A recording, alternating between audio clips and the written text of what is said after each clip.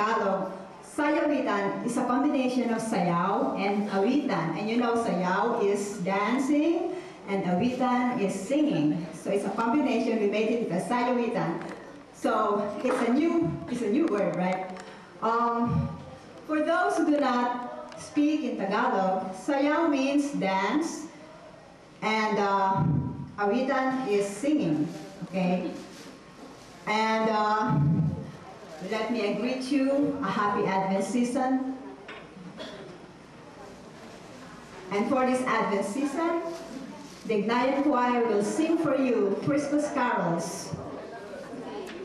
They will sing Pasko na naman, Deck the Halls, Merry Christmas, Villacinco Flamenco, Halina sa Belen, Hark the Herald, Angel Sings, Jingle Bells, 12 Days of Christmas, and Star ng Pasko.